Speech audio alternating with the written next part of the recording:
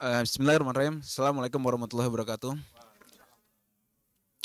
Innal hamdalillah nahmaduhu wa nasta'inuhu wa nastaghfiruhu wa na'udzubillahi min syururi anfusina wa min sayyiati a'malina may yahdihillahu fala mudhillalah wa may yudhlil fala hadiyalah.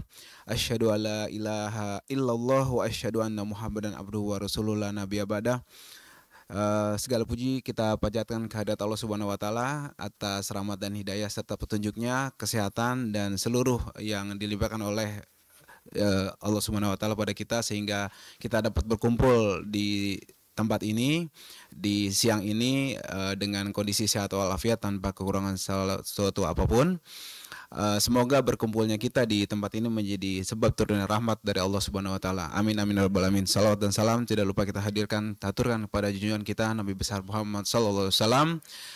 Semoga kita termasuk umatnya yang kemudian ditolong oleh beliau di akhir zaman nanti kelak. Amin amin ya rabbal alamin. Terima kasih pula kepada rekan-rekan media yang meluangkan waktunya hadir di tempat ini memenuhi undangan dan pesan dari kami. Terima kasih. Semoga Allah memberkahi semua. Juga di sini hadir para guru-guru kita, senior-senior kita. Di sebelah kanan saya ada Pak Marwan Batubara, kemudian ada Pak Haryadi Nasution, pengacara, Heri, juga Heri Kurniawan, pengacara, Heri Arianto, pengacara kita. Juga di sebelah kiri saya ada Pak Jenderal Sunarko yang telah hadir di kesempatan ini meluangkan waktunya. Juga senior kita, abang kita, Bang Haji Munarman, serta Pak Mursalin, serta ada super senior kita nih, Pak Suripto. Dan juga ada beberapa rekan-rekan dari Laskar Muhibin dan juga Front Persaudaraan Islam, serta PRI dan juga Batik dari Front Persaudaraan Islam, serta beberapa elemen lain di sini, serta tim kuasa hukum yang tergabung dalam tim advokasi masyarakat anti kebohongan yang memang mengundang dan untuk menyampaikan beberapa hal yang dirasa penting dan perlu saat ini. Baik, sebelum kita lanjutkan kepada sesi acara lainnya, dalam hal ini saya persilahkan sepatah dua patah kata dari beberapa senior dan tuan guru serta pihak-pihak yang memang berkepentingan dalam hal ini pada acara siang hari ini.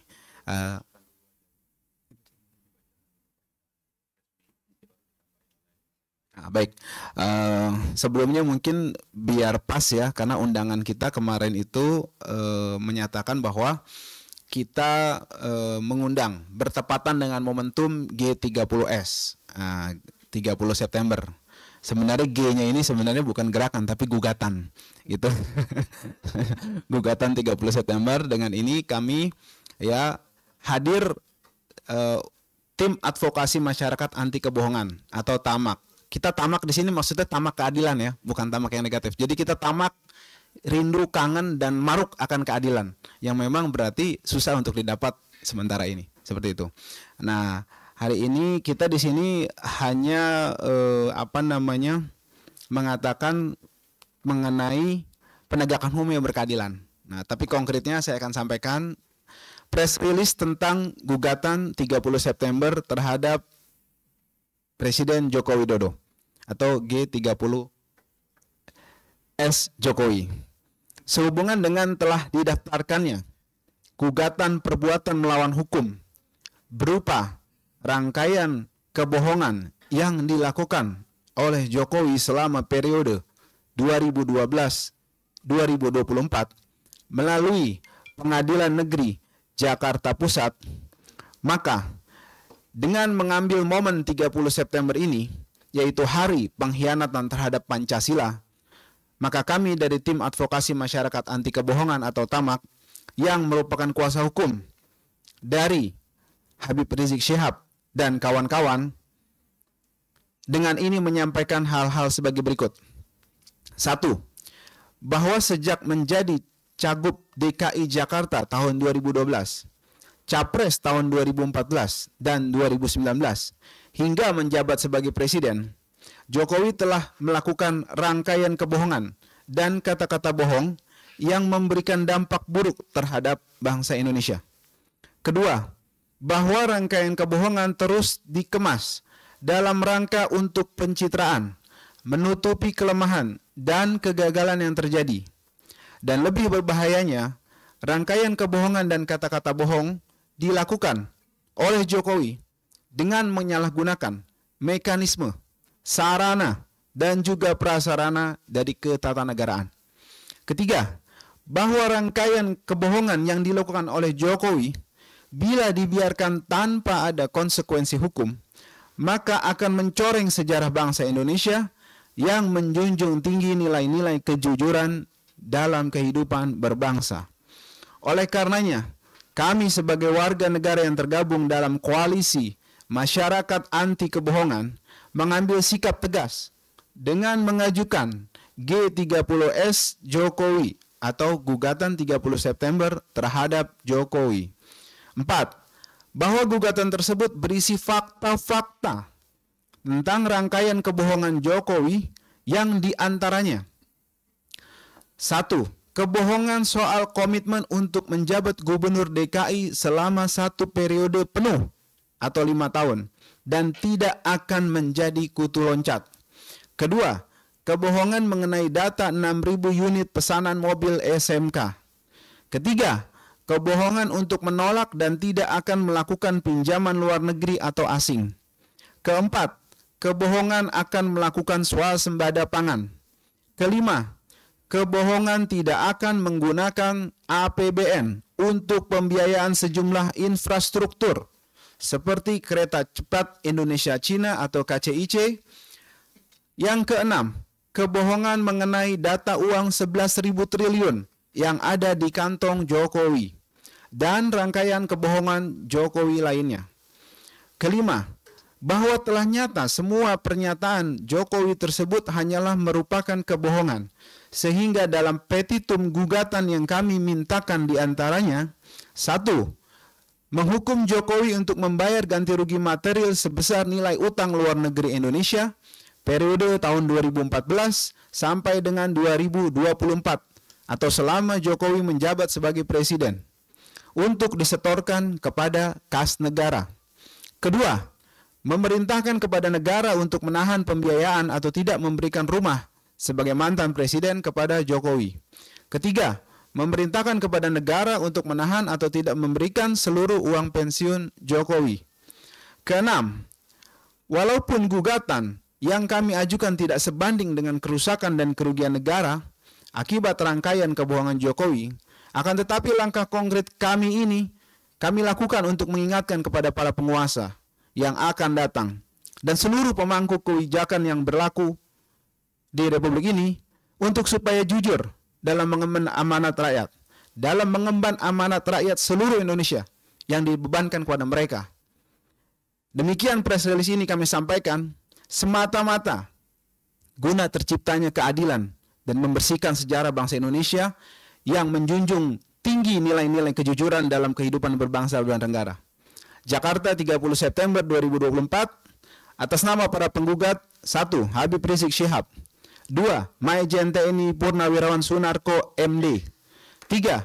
Eko Santoyo SHMH 4. Saudara Edi Mulyadi 5. Dr. Andes Haji Muhammad Mursalim R 6. Bapak Marwan Batubara 7. Munarman Sarjana Hukum. Demikian tim advokasi masyarakat anti kebohongan atau TAMAK diwakili oleh saya Aziz Yanuar, Ahmad Ardiansah, Wisnu Rakadita, Hujatul Baihaqi, Dwi Heriadi, Reynaldi Saputra, Muhammad Haredi Nasution, Heri Arianto, An-Nur Kumar, Dede Agung Wardana, Sumadi Atmaja, dan Diving Safni Esa. Demikian rilis yang saya sampaikan. Kami akan distribusikan kemudian rilis ini untuk kemudian bisa disebarluaskan dan disampaikan kepada masyarakat. Untuk kemudian kami serahkan kepada beberapa pihak dalam hal ini untuk memberikan sepatah dua kata kata. Dari Pak Marwan dipersilakan waktu dan tempat. Oh, Pak Narko. Baik, terima kasih. Saya revisi Pak Sonarko dulu. Terima kasih. Silakan Pak. Terima kasih. Assalamualaikum warahmatullahi wabarakatuh. Salam sejahtera bagi kita semua. Bapak Ibu sekalian yang saya hormati, saya muliakan. Tadi baru saya dengarkan tuntutan dari koalisi masyarakat anti kebohongan. Yang disampaikan tadi baru sebagian kecil yang menonjol saja. Baru sebagian kecil. Yang lain masih puluhan, bahkan mungkin ratusan kebohongan yang telah dilakukan oleh Jokowi. maksud kita menyampaikan ini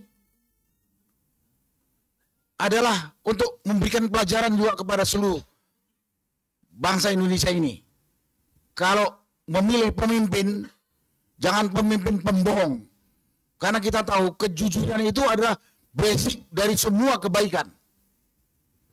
Kalau sudah tidak jujur, kita udah nggak bisa berharap ada kebaikan. Dan tujuannya juga ini untuk ke depan, jangan ada pemimpin yang wataknya sama dengan penjajah asing. Sekarang kita ini dijajah oleh pemimpin orang pribumi yang kita pilih. Yang kita pilih. Jadi ini sebetulnya edukasi buat kita semua bangsa Indonesia. Ke depan tidak ada lagi pemimpin yang mengikuti kelakuan karakter watak seperti Joko Widodo ini. Rakyatnya ditipu, dibohongi dengan demikian masif. Dengan masif. Jadi ini sebenarnya tujuannya ke depan jangan lagi ada pemimpin yang meniru gaya-gaya ini, menderita rakyat, menderita bangsa ini. Malu bangsa kita. Malu. Kemudian juga pelajaran buat seluruh rakyat Indonesia. Kalau memilih pemimpin, lihatlah track record yang benar. Jangan mau cuman karena dibayar dengan bansos atau amplop sekadarnya, kemudian pembohong disanjung-sanjung. Bingung saya sampai sekarang ini. Padahal itu akan menimbulkan penderitaan kepada generasi setelah kita atau notabene anak cucu kita. Itulah yang bisa saya sampaikan pada kesempatan ini. Tadi yang disampaikan oleh lawyer kita itu baru sebagian kecil. Baru sebagian kecil. Yang lain sangat banyak. Dan ini tujuan utamanya adalah untuk meminta pertanggungjawaban terhadap Joko Widodo yang telah menipu kita 10 tahun. Yang kedua, memberikan pelajaran kepada pemimpin berikutnya, jangan ikuti kelakuan Joko Widodo ini yang bisa merusak tatanan kehidupan berbangsa, bernegara yang menghambat kemajuan bangsa. Kita tertinggal dari bangsa lain yang ada di seputar ini. Yang ketiga, ya juga pelajaran kepada seluruh rakyat Indonesia. Jangan pilih pemimpin penipu, pembohong. Sekian, terima kasih. Wassalamualaikum warahmatullahi wabarakatuh. Baik, dilanjut oleh Pak Maron Batubara, dipersilakan. Ya, makasih Mas Aziz. Assalamualaikum warahmatullahi wabarakatuh. Alhamdulillahirrahmanirrahim. Allahumma salli ala Sayyidina Muhammad. Kalau kita ingat dulu ya, di tahun 2021, BEM UI itu memberi gelar kepada Pak Jokowi itu sebagai King of Lip Service. Raja pembual, raja pembohong. Itu satu. Artinya sudah sejak 2021, kebohongan itu sudah dilakukan dan ini terus berlanjut. Masalahnya kita, rakyat ini, seolah-olah tidak menganggap hal yang penting. Ini hal yang biasa-biasa saja gitu ya. Karena itu seperti inilah jadinya. Kita menjadi korban, negara jadi korban. Martabat bangsa itu jadi turun gara-gara kelakuan dari pemimpin pembohong ini. Jadi mungkin kita salah juga, tapi untung saja ini teman-teman lawyer dan beberapa inisiator termasuk terutama Pak Unarman, lalu Habib Rizik itu teringat bahwa ini tidak bisa dibiarkan. Ya, itu satu hal.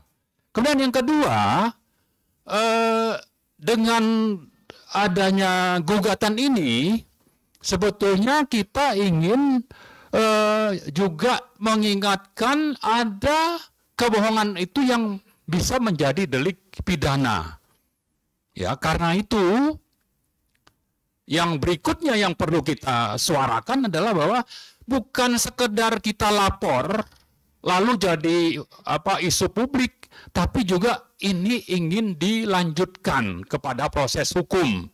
Ya, apalagi kalau digabungkan dengan apa yang sudah dilakukan petisi 100 sejak bulan Juli, 2023 kita sudah menyuarakan agar Presiden Jokowi ini dimakzulkan, ya, istilah sopannya itu menurut konstitusi dimakzulkan. Tapi makin ke sini karena semakin parah, maka yang kita suarakan sekarang adalah tangkap dan adili.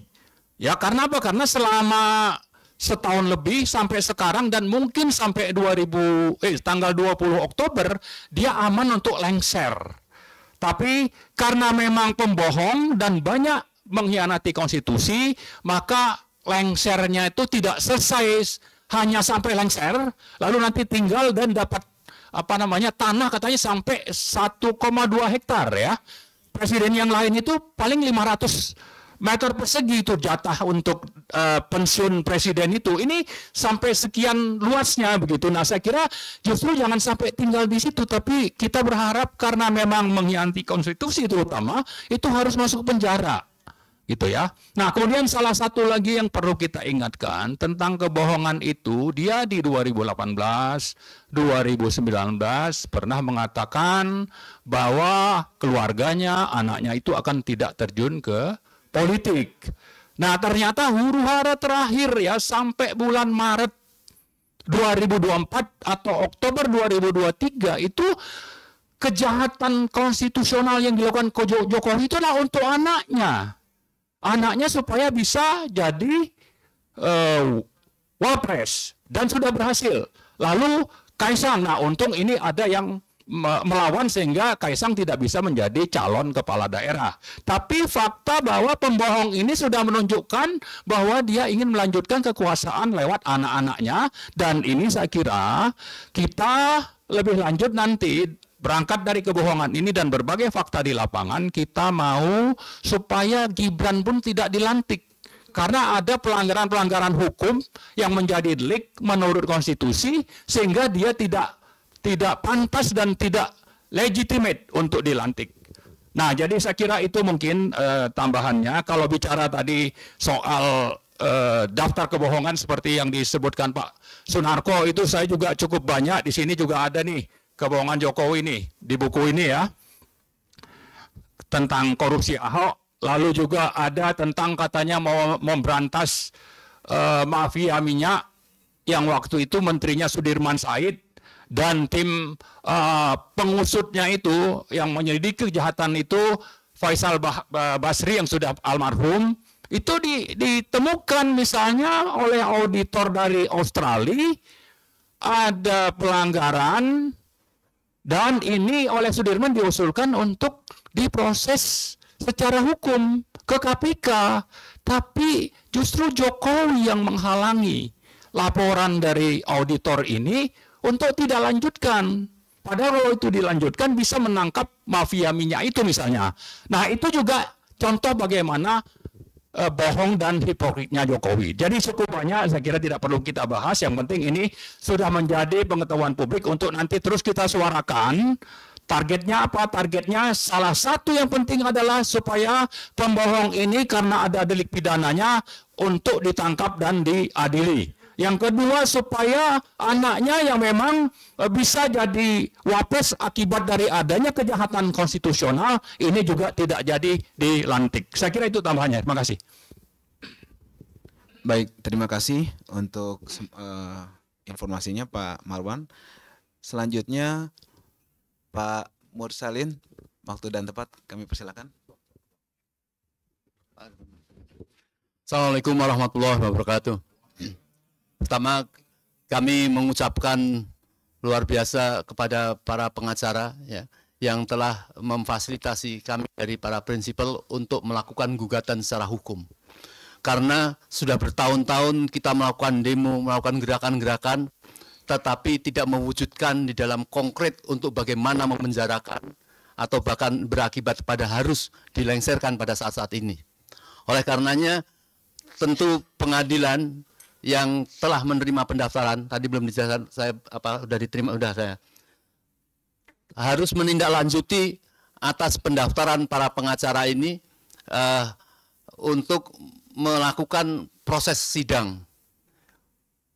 Tidak ada ketakutan lagi tentunya pada para hakim yang selama ini takut dengan Jokowi, saya kira semua komponen yang selama ini berada di bawah dia, banyak yang sudah juga lepas, jadi tidak ada akibat apapun, seperti MK misalnya.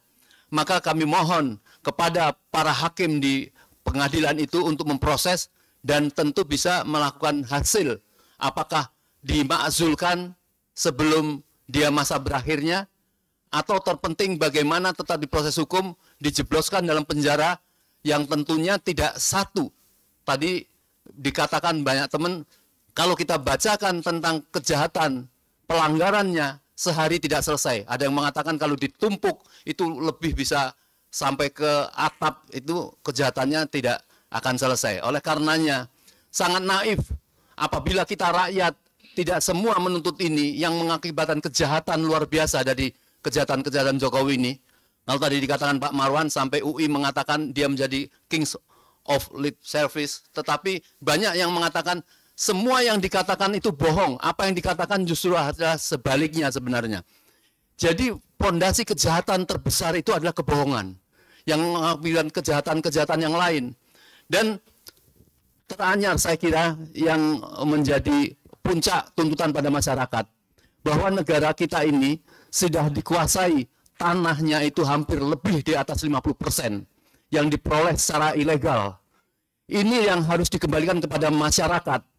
Tentu dengan proses-proses penipuan dengan adanya PSN, yang PSN tidak melalui prosedural. Saya sangat setuju dengan apa orasi dari Bapak Munarman beberapa waktu yang lalu. Harus kita telusuri, misalnya salah satunya kepada Erlangga. Kita harus datang dari mana dia mempunyai hak memberikan izin-izin itu.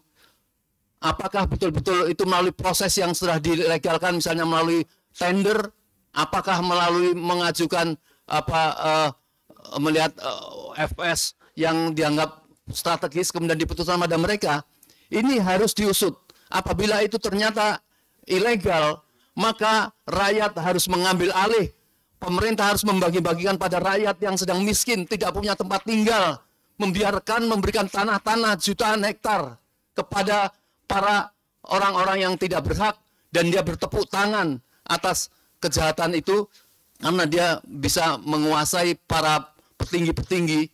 Saya kira harus meninjau kembali ya para pimpinan-pimpinan yang memberikan izin-izin, terutama BPN yang mudah memberikan kepemilikan secara ilegal itu. Nah, ini harus kita tuntut pada saat-saat ini supaya tidak menjadi beban pada presiden yang akan datang. Kami mendengar misalnya pelarangan Gerindra terhadap Presiden Jokowi menghentikan ekspor pasir. Saya kira itu bagus. Tapi jangan sampai kemudian nanti diberikan kepada kolega-koleganya juga. Misalnya Hasim Joyokusumo. Ini jangan sampai. Ini peringatan. Jadi ini yang harus menjadi masa-masa baik pemerintahan yang akan datang. Semua kejahatan-kejahatan Jokowi harus dihentikan. Dan tentunya untuk menjadi jera, maka Jokowi dan keluarga yang terlibat di dalam kejahatan itu dan orang-orangnya yang juga mendorong-dorong itu, dan menjadi pelajaran bagi partai-partai yang menyebabkan dia percaya diri karena didukung oleh partai-partai yang bersombong-sombong. Partai itu merasa dia didukung oleh rakyat, dia mendapatkan sekian persen dari perolehan suara rakyat. Padahal rakyat itu memberikan kuasa kepada partai itu bukan untuk memberikan kekuasaan apa saja yang dia lakukan, tetapi partai itu harus melakukan keadilan untuk rakyat. Tetapi semua partai sekarang di belakang Jokowi, ini sangat biadab. Ya, saya kira ini yang harus menjadi perbaikan ke masa yang akan datang. Mungkin itu yang dari saya. Assalamualaikum warahmatullahi wabarakatuh.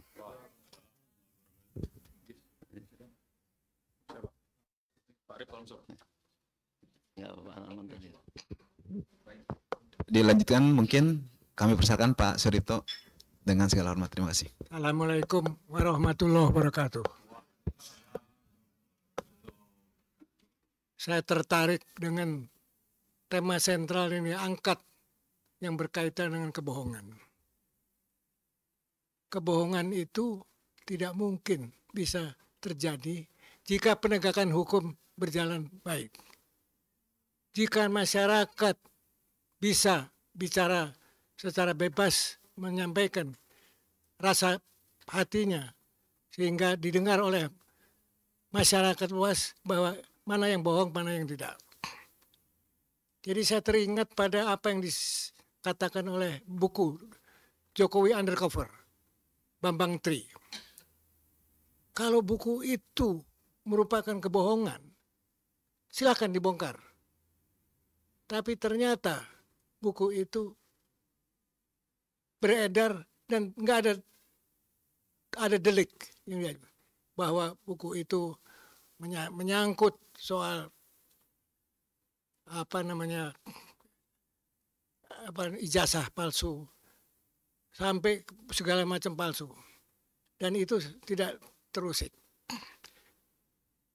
Jadi semua kebohongan, semua penegakan hukum yang selama ini berjalan bukan hanya terjadi pada periode Jokowi saja, tetapi sejak Orde Reformasi, jadi sudah 5 tahun presiden yang dilewati, itu membuat suasana yang penegakan hukum tidak berjalan sebagaimana mestinya, dan pelanggaran hukum terus berjalan terus.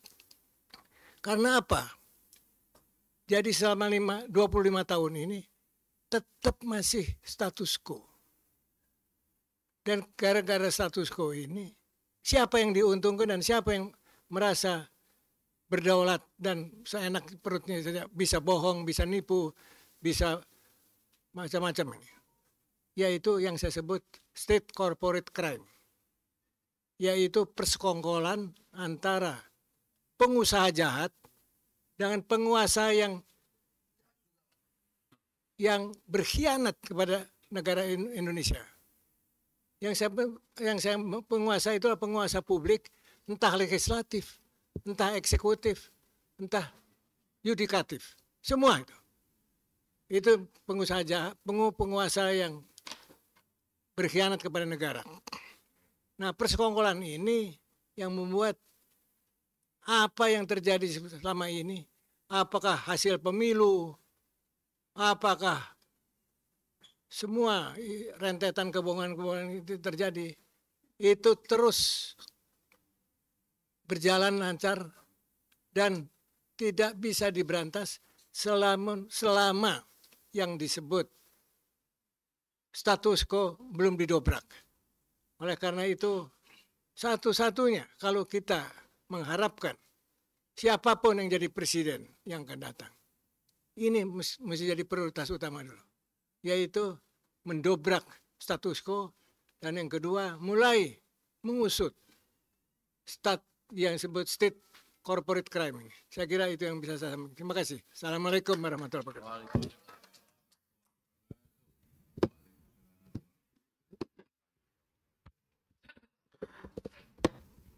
Baik, perlu saya informasikan juga, alhamdulillah tadi gugatannya sudah kita sampaikan di Pengadilan Negeri Jakarta Pusat, kemudian diterima dengan nomor 611. Jadi sudah resmi diterima, tinggal nanti prosesnya kita tunggu dari pihak pengadilan, proses dari formil pengadilan tersebut nantinya. Baik, mungkin dari rekan-rekan atau teman-teman kalau ada yang mau ditanyakan, silakan. Terima kasih. Ya, ya.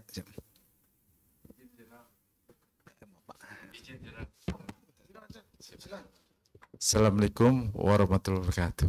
Assalamualaikum warahmatullahi. Mohon maaf ya teman-teman. Ini saya salut masalah tentang buku. Saya juniornya Egy Sujana, Pak. Tentang buku Jokowi tidak ada apa-apa.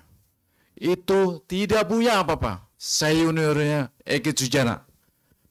Pak Jenderal, saya ketemu di Hotel Sofian. Hotel Sofian. Hotel yang apa? Hotel yang di situ tuh Matraman. Balerum sama Jenderal Setias. Saya pertanyakan, Pak, saya salut sama pengacara. Itu harus tuntut. Harus tuntut. Masalah itu orang-orang kita, orang hebat harus tuntut. Nah, itu senior saya juga tuh, Pak Ari. Itu senior saya, Ekusina. harus tuntut. Saya Muslim, Kristen sama aja, tapi nggak boleh begitu, nggak boleh ganggu. Ya, masalah Kristen, Islam sama. Pak, Oke. dari mana? Mohon maaf. Saya dari Syarif Ismail dari Romangun, Ismail, Junior oke. Egi Sujana, Pak. Siap. Ada langsung Pak Ismail mungkin. Pertanyaannya? Siap. Pertanyaannya? Tujuh poin saya. Ya. Saya terima kasih dengan pengacara semuanya. Tuntut tuntas, tas. Oke, Gitu aja. baik. Terima kasih Pak Ismail atas dukungan dan dukungannya. Terima kasih. Ada mungkin pertanyaan dari rekan-rekan media atau dari teman-teman, mungkin bisa kita jawab jika ada pertanyaan. Ya, silakan Mas Arif.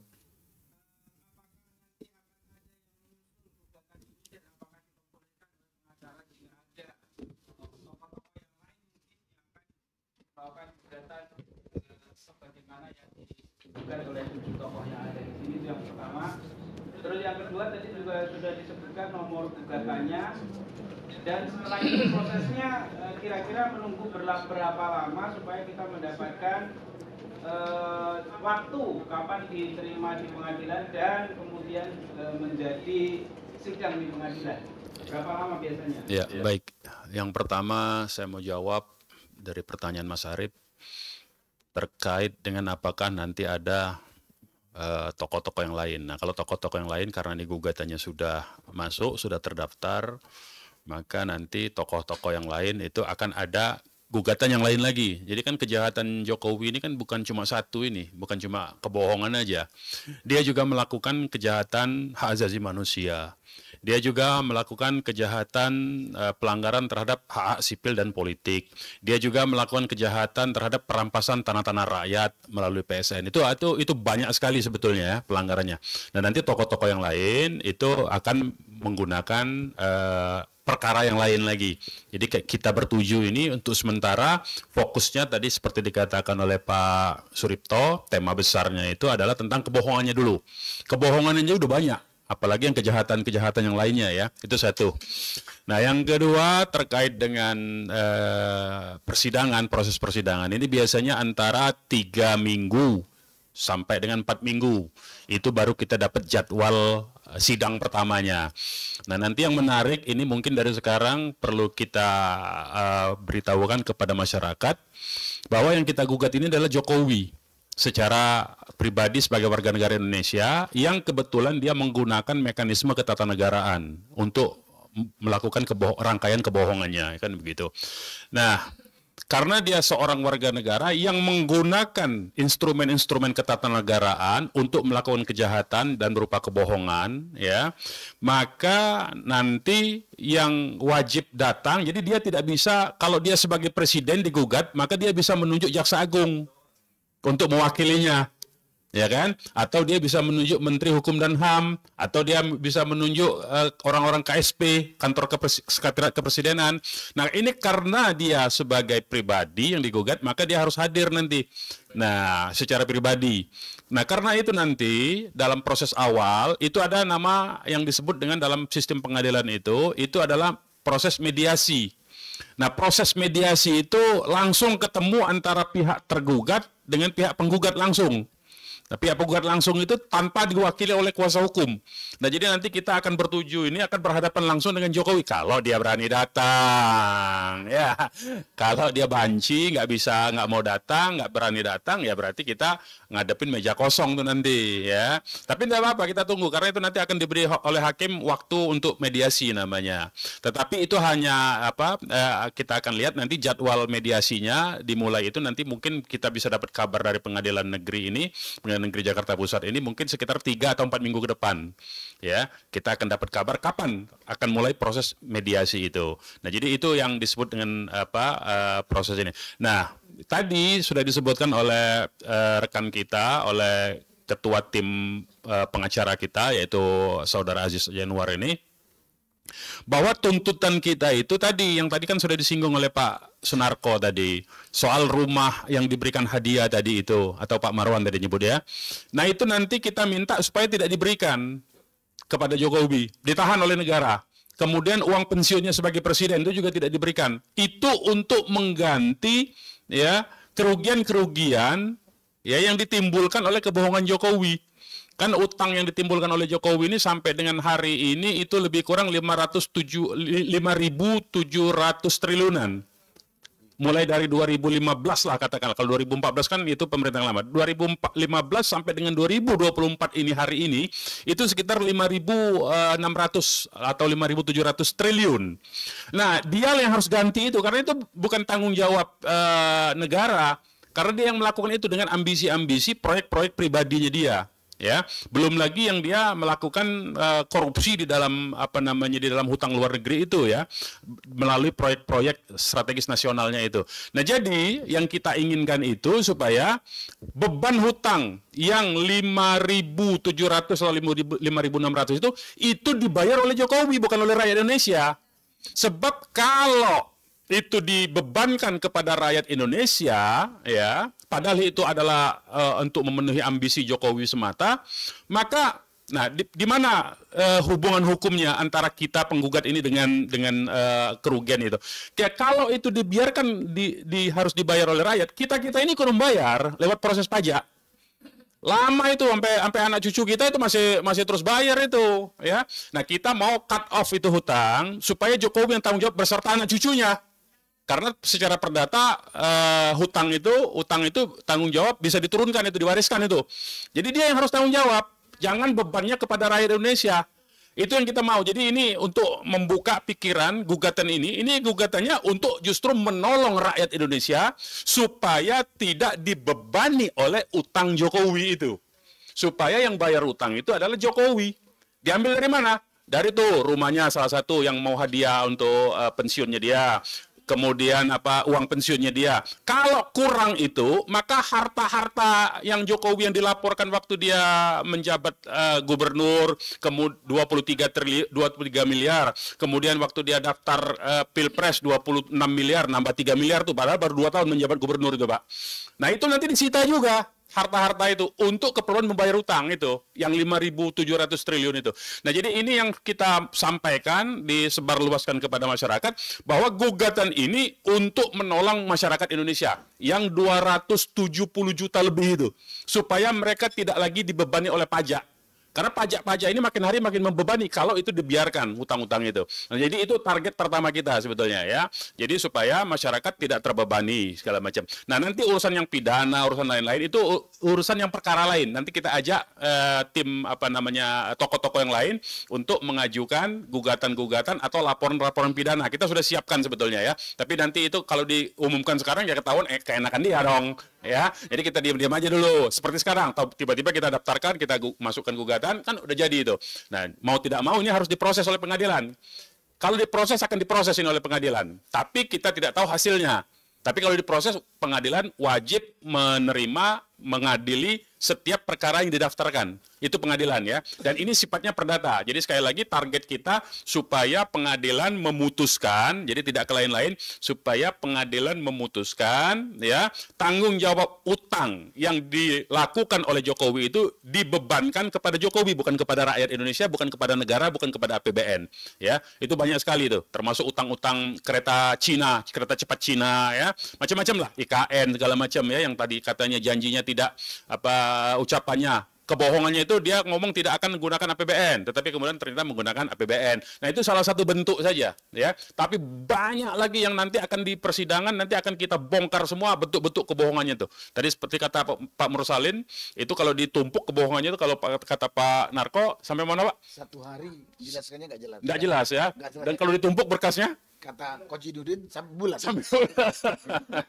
Nah, jadi itu yang nanti akan menjadi seru di pengadilan ketika kita menghadirkan saksi-saksi itu. Nanti semua ahli-ahli dan saksi-saksi akan kita hadapkan di pengadilan untuk memaparkan bentuk-bentuk bukti-bukti kebohongan yang dilakukan oleh Jokowi selama 2012. Jadi bukan saja selama dia menjabat presiden. Jadi sejak 2012 nih. Karena 2012 dia sudah berbohong loh. 2012 itu apa? SMK. Katanya diwawancara di acara Economic Challenge waktu itu ya, di salah satu TV itu ya. Katanya sudah ada pesanan 6.000, sudah uji emisi, nanti harganya lebih murah. Sampai hari ini kita nggak lihat tuh mobilnya di jalan. Sudah bisa produksi. Sudah bisa produksi, betul. 200. Betul. Sekarang Bannya aja nggak ada di Borobudur. Atau mungkin mobilnya saking hebatnya itu mungkin mobilnya nggak kelihatan, saking hebatnya jalannya itu di atas udara mungkin ya. Jadi tidak ada di jalanan, mungkin di udara itu mobilnya. Mungkin saking hebatnya teknologinya itu. Jadi itu hal-hal yang seperti itu yang mungkin yang jelas berupa kebohongan. Jadi sejak 2012 tuh kebohongan itu ya. Nah itu diantara. Jadi itu lebih kurang yang mau kita clearkan dan mau kita sampaikan ke masyarakat Indonesia terkait dengan apa yang kita lakukan. Jadi banyak misalnya yang menuduh cari kerjaan, cari segala macam. Enggak, kita mau menyelamatkan masyarakat Indonesia supaya tidak terbebani oleh utang, pembayaran utang melalui pajak yang pembayarannya itu sampai dengan bisa 50 sampai 70 tahun bisa ke anak cucu kita yang membayar itu nanti. Demikian dari saya. Baik, terima kasih Pak Haji Munarman selaku salah satu prinsipal kita. Ada yang mau tanya lain? Siap Pak, silakan. Bapak yang itu dulu Pak ya. Ntar. Dari mana? Assalamualaikum warahmatullahi wabarakatuh. Dari mana Pak? Dari Egy Sujana Channel. Siap. Gimana saya Pak? juga Jokowi ya. Kebohongan 63, kebohongan Jokowi, saya prinsipalnya pertama. Ya. Nggak ada beberapa teman lagi yang lain, tapi yang lain masuk angin. Siap. Kita tetap jalan. Sidang di Jakarta Pusat, tapi kita dikalahkan karena terakhir itu perkara ini tidak berhak disidangkan di pengadilan Jakarta Pusat. Ya. Terus yang kemudian waktu gugatan Bambang Tri, saya ikut juga berdiri sidang pertama sampai disoal sampai masuk penjara. Sama juga yang digugatnya Jokowi, tapi justru Gus Dur dan Bambang Tri masuk penjara dengan alasan menyebarkan berita hoax. Ya. Itu. Kemudian yang ketiga saya ikut juga gugat Jokowi lagi. Jokowi mengutus Jaksa Agung, Jaksa Negara sama Seknek. Ya. Itu Bang Egy tolak. Ya, akhirnya minta tanda tangan asli Jokowi dapat nunjuk foto sebagai pengacaranya. Nah di sidang juga dikalahkan juga karena tidak ada legal standingnya. Alasannya jadi hakim tetap kalahkan kita tapi banding. Nah seandainya kasus ini sama juga yang apa yang dilakukan Bang Egy dan saya sebagai prinsipal yang kemarin, bagaimana sikap dari Tamak sendiri ini? Karena Jokowi ini kan kita tahu bukan lagi berita rahasia, dia pembohong besar. Saya sendiri mungkin saya berani menggugat karena saya tahu betul Jokowinya ini. Nah, bagaimana sikap Tamak sendiri seandainya hal ini terjadi lagi seperti apa yang dialami sama Jokowi dan yang lain-lain? Terima kasih. Baik. Ya, terima kasih pertanyaannya bagus sekali. Jadi bagaimana kita menyikapi nanti? Yang pertama gini, Pak. Kita di sini menjalankan amanah konstitusi untuk melakukan hal yang melalui kanal hukum sebagaimana tadi dijelaskan. Nah, kita maksimalkan di sini. Artinya kita di sini menunaikan kewajiban. Nah, kita berandai-andai, kalau saya lebih setuju bagaimana kalau misalnya nanti dikabulkan. Nah gitu, jadi kalau misalnya tadi, kan kalau tadi Bapak sudah katakan, kalau tidak diterima gimana gitu kan, tadi sudah dialami kan. Nah kalau saya lebih senang berandai-andai bagaimana kalau dikabulkan, maka kalau dikabulkan maka ya pajak-pajak kita akan lebih ringan seperti itu kan, dan utang-utang, dan ini jadi presiden buruk kepada para pembohong berikutnya. Gitu. Itu yang saya bisa respon sebagai salah satu tim kuasa hukum. Jadi kita lebih semangat untuk merespon bagaimana kalau ini diterima. Kalau tidak diterima, seperti Bapak tadi katakan, ya tentu saja kita akan tempuh upaya-upaya lainnya secara maksimal karena banyak jalan menuju Mekah, seperti itu. Itu yang saya bisa respon. Mungkin Bapak tadi yang kedua, Bapak, ya silakan. Pak siapa Pak? Pak Mugi, oke. Silakan Pak Mugi. Baik, Assalamualaikum warahmatullahi wabarakatuh. Saya Mugi dari Media Arus News. Melihat dan mendengar paparan dari Bang Munarman, sepertinya proses gugatan ini kan sedikit panjang ya Bang. Bahkan bisa ketemu dengan presiden baru. Ya, pertanyaannya mungkin sedikit ke Pak Sunarko. Kalau mengenal backgroundnya presiden baru nih, presiden terlantik nanti, kira-kira mungkinkah dia akan membela seniornya? Kalau melihat background karakternya Pak Prabowo. Karena seniornya siapa maksudnya? Maksudnya Jokowi. Oh, presiden sebelumnya. Seniornya senior juga kan? Bukan. Artinya karena sebelum menjelang lengser saja Pak Prabowo sudah mulai sudah nyembah-nyembah dengan Jokowi. Kalau melihat seperti itu.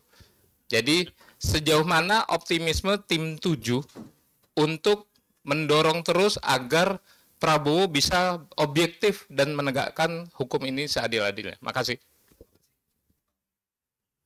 Terima kasih Pak Mugi.